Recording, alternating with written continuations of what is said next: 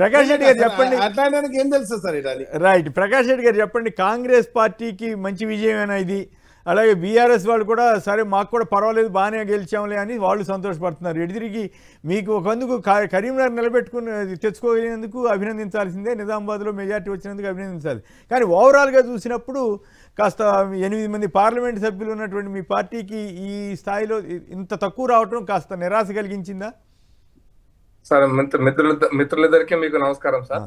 Of course నిరాశ కలిగించిన మాట వాస్తవం. ఎందుకంటే నిరాశ అంటే పరిణామాలు మాకు పెద్ద అనుకూలంగా లేకపోతే మాకు అద్భుతంగా జరగలేదు కాబట్టి నిరాశ సహజంగా ఉండేది. ఎందుకంటే మేము పెరుగుతున్న పరిస్థితుల్లో కొంత నిరాశ వాస్తవం, అది దాంట్లో డౌట్ ఏం లేదు. కాకపోతే ఏంటంటే ఆ నిరాశను మేము ఒప్పుకుంటూనే సెకండ్ పాయింట్కి వెళ్ళిపోతున్నాను సార్. నిన్న ముఖ్యమంత్రి గారు నా బాధ్యత పెరిగిందన్నారు కదా, రాకేష్ గారు కూడా ఒక మాట చెప్పారు, ఢిల్లీలో ఎక్కువ ఉంటాడు గల్లీలో తక్కువ ఉంటాడని. ఈ వాస్తవం ఏంటంటే అధికారం నిలబెట్టుకోవడం కోసం ఢిల్లీలో ఎక్కువ ఉంటాడు. ఎందుకంటే ఢిల్లీలో ఉండకపోతే అధికారం ఉండదు. మరి 67 సార్లు 60 సార్లు 50 సార్లు పోయారంటే పేరేమో ప్రధానమంత్రిని కలవడానికి, కానీ పోయేదేమో ఇంకొకరికి ఇంకా మిగతా విషయాలు మాట్లాడుకోవడానికి. ఎవరితో మాట్లాడుతున్నారో, నిన్న పోయింది ఎవరితో మాట్లాడినారో, మొన్న పోయినప్పుడు ఎవరితో మాట్లాడారో మనం చూస్తూనే ఉన్నాం. మాట్లాడుతున్నారా, ఇంకేమైనా అవుతుందా, ఇంకేమైనా చేస్తున్నారా మీ అనుమానం ఏంటి? మీ అనుమానం ఏంటి? క్లారిటీగా అంతేగాని అనవసరంగా కొత్త అనుమానాలకి తావివద్దు దయచేసి. సరే, అనుమానాలు మీకు నాకు అది అనుమానాలు అనుకుంటున్నారు సార్. ప్రజలకు అది క్లారిటీ ఉన్నది సార్. తెలంగాణ ప్రజలకు ఒక క్లారిటీ ఉన్నది సార్. ఎందుకు పోతాడు మాటికి ఢిల్లీ కంటే ఒక క్లారిటీ ఉన్నది సార్. ఇప్పుడు బీహార్ కు ఒక మంత్రి ఇక్కడ నుంచి బీహార్ కు 12 సార్లు పోయిండు సార్ ఎలక్షన్స్ టైంలో. వచ్చిండు పోయిండు. అది ప్రత్యేక విమానం, తెలంగాణ రాష్ట్రానికి ప్రత్యేక విమానం కూడా ఉంది. వస్తున్నారు పోతున్నారు అంటే దాని వెనకాల ఏదో ఉంటుంది తప్ప సార్. వస్తూ పోతే ఎందుకుంటారు? ప్రచారం చేయకపోతే అన్నీ ఉండాలి. ఇప్పుడు మీరు చెప్పదలుచుకుంది ఏంటి? డబ్బులు అక్కడ ఇవ్వడానికి వెళ్తున్నారని చెప్పాలన్నా ఏంటి మీ ఉద్దేశం? నేరుగా చెప్పండి, లేకపోతే ఇంకో రకరకమైన అనవసరమైనటువంటి అపార్థాలు వచ్చే అవకాశం ఉంది. ఆ డబ్బులు అంటే ఇబ్బంది ఉండదు. ఒప్పందాలకు కావచ్చు, లేకపోతే అగ్రిమెంట్లకు కూడా కావచ్చు సార్. దాన్ని ఏముంది? ఇవ్వడానికి ఎందుకు పోతారు, తీసుకోవడానికి ఎందుకు పోతారు? అగ్రిమెంట్ ఒప్పందాలు ఉంటే వేరే వ్యవస్థలు మస్తుంటాయి, అది వేరే విషయం. అంటే రేవంత్ రెడ్డి గారు ఏమాటగా ఉంటా మీతో కూడా బాగానే సఖ్యతగానే ఉంటున్నాడని కదా వైఎస్ చంద్రబాబు గారు, లేకపోతే నేరుగాను. మరి దాని గురించి ఏం చెప్తారు? మరి ఆయన ఈ పాయింట్ లో కార్నర్ చేస్తున్నారు. కానీ సార్ ఒక మాట చెప్తా సార్, నేను కేసీఆర్ గారు పెద్ద మనిషి, ఉద్యమ కాలం, తెలంగాణ ఆరిజిన్, తెలంగాణలో కొంత ఆ రకమైన ఫ్యూడల్ దీంట్లో వచ్చింది కాబట్టి కొన్ని మాటలు మాట్లాడుతున్న వాడు వీడు అంటున్నప్పుడు కొంచెం కన్సిడరేషన్ ఉండేది. పెద్ద మనిషి, ఉద్యమ నాయకుడు అనేటువంటి కన్సిడరేషన్ మేము ఉన్నాము అందరం కూడా, వయసులో కూడా పెద్ద ఆయన కాబట్టి. కానీ రేవంత్ రెడ్డి గారు ఈ ఎలక్షన్స్ కంటే ముందు మాట్లాడినటువంటి భాష, ఉపయోగించిన భాష ఏ ముఖ్యమంత్రి సాధారణ కార్యకర్తడు ఉపయోగించని స్థాయికి దిగజారు మాట్లాడింది సార్.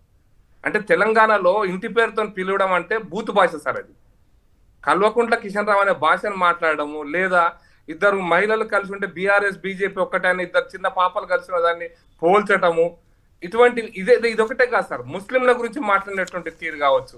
మనకి మేము ఐడియాలజికల్ లైన్ చెప్తున్నాం కదా సార్. కాంగ్రెస్ అంటేనే ముస్లిమ్స్ అంటేనే కాంగ్రెస్. ఇది సెక్యులర్ దేశభక్తి పార్టీ కదా, అందుకోసం ముస్లింల కోసమే పనిచేస్తున్న పార్టీగా చిత్రీకరించే ప్రయత్నం కాదు. ఇదే తమాషాగా ఉంటుంది. రేవంత్ రెడ్డి గారినేమో ఇట్లా విమర్శిస్తున్నారు, మిమ్మల్ని డైరెక్ట్ గా ప్రైమ్ మినిస్టర్నే టెర్రరిస్ట్ అన్నారు, ముస్లింలని ఇచ్చేస్తారని చెప్పారు, వాళ్ళేమో వాటేసుకున్నారు. ఈ ద్వంద్వ ప్రమాణాలతోటి ఎందుకు అనవసరమైన వివాదాల్లోకి వెళ్తారు మీరు? నేను వివాదాలకు వెళ్తలేను సార్. అంటే ఇప్పుడు గురువు శిష్యుల సంగతి నాకు తెలియదు, కానీ నేనేమంటాను కాదుగా. ఇప్పుడు రేవంత్ రెడ్డి గారిది తప్పు అయితే మీరు చెప్పినట్టు చంద్రబాబు గారిది కూడా తప్పు కదా. మరి మోడీ గారు ఎందుకు వాటేసుకున్నారు? అమిత్ షా గారి మీద రాళ్ళేస్తే ఎందుకు వాటేసుకున్నారు? మీరంతా జై జై అని ఎందుకు పలుకుతున్నారు? అబ్బా నీ అంత గొప్ప లేడని ఎందుకు అంటున్నారు ఇప్పుడు? మరి అప్పుడు రాళ్ళు వేయించుకున్నప్పుడు టెర్రరిస్ట్ అని అనిపించుకున్నప్పుడు మరి కోపం రాలేదా? మరి మీరు రేవంత్ రెడ్డి గారు చేసిన దాంట్లో తప్పు అయితే అది కూడా తప్పే కదా. నేనేమంటున్నానంటే సార్, అక్కడ ఉన్నటువంటి వారు పశ్చాత్తాపడి మా దగ్గరకు వచ్చారా? ఎక్కడైనా ఒక్కసారైనా క్షమాపణ చెబుతున్నాను, ఆయన సారీ అట్లా ఉండాల్సింది కాదని ఎప్పుడైనా అన్నారా? ఇప్పుడు పొగుడుతున్నారు, వేరే విషయం. ఇప్పుడు పొగుడుతున్నాడు కదా, సంతోషం. మరి ఇప్పుడు రేవంత్ రెడ్డి గారు కూడా మళ్ళీ పొగుడుతాడేమో, మంచి మాటలు చెబుతాడేమో, ఎలక్షన్ అయిపోయింది కాబట్టి. ఇప్పుడు రంగులు వాళ్ళు మారుస్తున్నారు, రంగులు మేము మారుస్తున్నారు సార్. మా దారిలో మాత్రం మా దారిలో మాత్రం వాళ్ళు వస్తారు, రంగులు వాళ్ళు మార్చుకుంటే దానికి నేనేం చేస్తాను సార్. కాకపోతే నేను రంగుల మార్చే గురించి మాట్లాడుతున్నా, ఇప్పుడున్నటువంటి తెలంగాణ రాష్ట్ర పరిస్థితి గురించి మాట్లాడుతున్నా. అయితే నా ఎలక్షన్స్ గురించి మాత్రం కామెంట్ చేయాలంటే అఫ్ కోర్స్ మీరన్నీ నా మొదటి పదం నిరాశ కలిగించిన, ఇదేదో కాంగ్రెస్ కు రేవంత్ రెడ్డికి అద్భుతమైన విజయంగా వర్ణించేటువంటి విషయంలో మాత్రం నేను విభేదిస్తాను సార్. ఎందుకంటే ఎలక్షన్స్ లో మనం ఇప్పుడు 8 సీట్లు చేసామా, 12 సీట్లు వచ్చినాయా, లేకపోతే ultimate of course result is result. ఒక ఓటుతో గెలిచినట్టే లెక్క, దాన్ని మనం ఏం తప్పు పట్టాల్సిన అవసరం లేదు. వాళ్ళు మెజారిటీ సీట్లు వచ్చిన మాట వాస్తవం. 50.01 వచ్చినా ఒక ఓటుతో గెలిచినట్టే, దాంట్లో అనుమానం ఏం లేదు. కానీ ఈ రోజు వాళ్ళు చెప్పినట్టుగా 90 సీట్లో 80 సీట్లో గెలవలే వాళ్ళు. ప్లస్ ఇవి గుర్తుతో జరిగిన ఎన్నికలు సార్, పార్టీ గుర్తు మీద జరిగినటువంటి ఎన్నికలు ఇవి. పార్టీ గుర్తు మీద జరిగినప్పుడు ఏ పార్టీకి సీట్లు రాకపోయిండొచ్చు, నేను కాదంట సీట్లు ఓట్లు అనేది చర్చ వేరే. కానీ ఓటు పర్సంటేజ్ ఎంత వచ్చింది అనేటువంటి దాన్ని ఇంకా బయటికి రాలేదు. వచ్చినప్పుడే మన కరెక్ట్ గా కాంగ్రెస్ పార్టీకి అసెంబ్లీ ఎలక్షన్స్ ఎన్ని ఓట్లు వచ్చినాయి, పార్లమెంట్ లో ఎన్ని ఓట్లు వచ్చినాయి, ఇప్పుడు స్థానిక సంస్థల్లో 52 లక్షల ఓట్లు పోలే, మొత్తం ఓట్లు ఉంటే 40 లక్షల చిల్లర పోలైతే ఎన్ని ఓట్లు వచ్చినాయి, ఎంత పర్సెంటేజ్ ఆఫ్ ఓట్లు వచ్చినాయి అనేది వాళ్ళ పర్ఫార్మెన్స్ గీట్రాయ్ అవుతుంది. ఎందుకంటే ఇది పార్టీ పేరు మీద జరిగినటువంటి ఎన్నికలు. ఓకే రైట్, ఓకే, అది ఒక పాయింట్ అనుకోండి.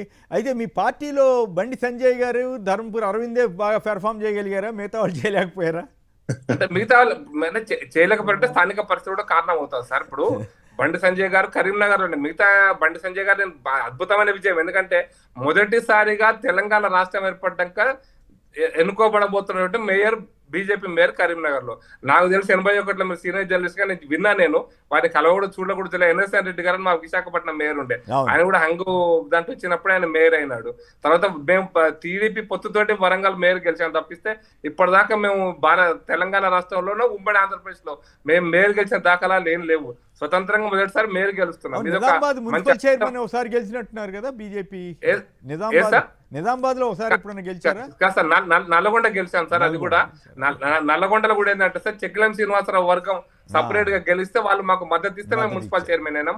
అట్లా సూర్యాపేటలో కూడా ఒకసారి మున్సిపల్ చైర్మన్ అయినాం. అక్కడక్కడ గెలిచినటువంటి నారాయణపేట అక్కడ గెలిచినాం. కానీ బట్ ఒక మేయర్ గా మొదటిసారి తెలంగాణ రాష్ట్రంలో మేము 2 మేయర్లు గెలుస్తామనే నమ్మకం నాకు ఉంది సార్. 2 మేయర్ నిజామాబాద్, వరంగల్, అదే కరీంనగర్ 2 మేము గెలుస్తామన్న విశ్వాసం మాకుంది. చూద్దాం పరిస్థితులు ఉంటాయి. బట్ నేను ఒకటి మాత్రం చెప్తున్నాను సార్, ఈ ఎలక్షన్ లో గెలిచినంత మాత్రాన ఇక కాంగ్రెస్ పార్టీకి ఇక రేవంత్ రెడ్డి అద్భుతం అయిపోయినట్టే అంతే. నాకు కాంగ్రెస్ పార్టీలో ఉన్నటువంటి అంతర్గతమైనటువంటి నేను విషయాలు తెలియదు కానీ అనుభవంతో చెప్తున్నాను సార్, కాంగ్రెస్ రేవంత్ రెడ్డికి కష్టకాలం స్టార్ట్ అయ్యాయని నేను అనుకుంటున్నాను సార్. అంతేనా? కష్టకాలమేనా? ఇంత రిజల్ట్ వస్తే కూడా కష్టకాలం అంటున్నారే? స్టార్ట్ అయిందని నేను అనుకుంటున్నాను సార్. ఎందుకంటే కాంగ్రెస్ పార్టీలో వ్యక్తుల నాయకులు ఉంటారు సార్, అక్కడ వ్యవస్థ కంటే ఎక్కువ వ్యక్తుల నాయకులు ఉంటారు. ఆ వ్యక్తిగత నాయకులు కనీసం ఇక్కడి నుంచి మొదలు పెడతారు, ఎక్కడ బత్తీలు పెట్టాలనేది. ఇది మొదలైతుందని నేను అనుకుంటున్నాను. ఇప్పటిదాకా ఇగ్నోర్ చేసిన వాళ్ళు ఇప్పుడు మొదలు పెడతారని నేను అనుకుంటున్నాను. అంటే అసెంబ్లీ ఎన్నికలకి ఇదేమి పెద్ద ఉపయోగపడదంటారా మున్సిపల్ రిజల్ట్స్? ఇప్పటిదాకా ఇగ్నోర్ చేసిన వాళ్ళు ఏందిలే అనుకున్న వాళ్ళు ఇప్పుడు ఈ సంగతి చూడాలరా బాబు అనుకునే స్థాయికైతే వచ్చేస్తారా అనుకుంటున్నా కొంతమంది నాయకులు.